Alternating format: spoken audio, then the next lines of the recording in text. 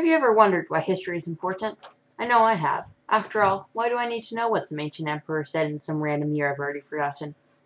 Well, today, join me as I try and understand the history of the Canadian Rockies. So recently, I visited the Rockies with my school, which was really fun and also thought-provoking. We needed a thesis to research while on the trip.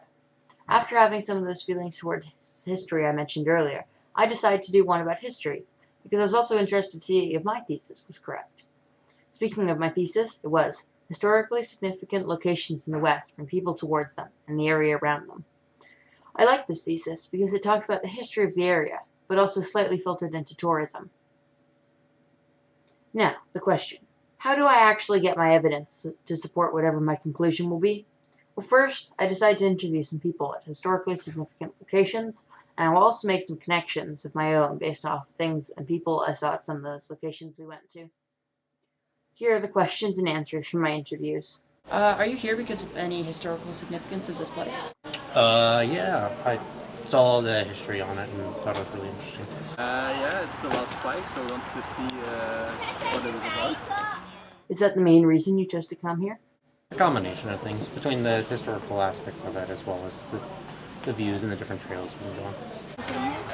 I rode a round trip around Canada, so just one stop on the way. I think the historical significance of this place is one of the reasons it's important.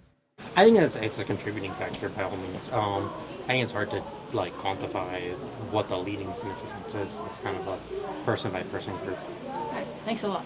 Of course, yeah. I suppose, yes. Alright, thank you. Thank you.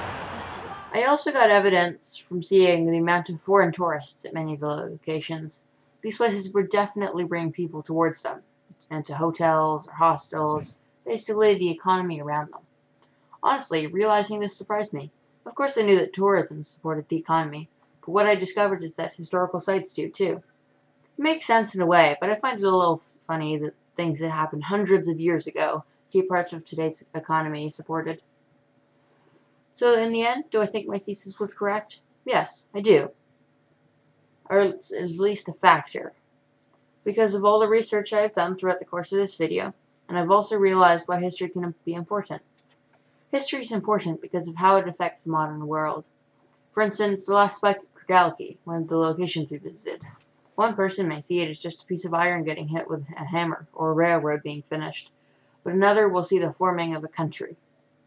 I believe it is not important to know necessarily who did something or when it happened, but what would the world be like if that event didn't happen? What would Canada be like if the CPR was abandoned before completion? What would the world be like if World War II never happened? Better? Worse? It's up to you to decide. Thanks for watching.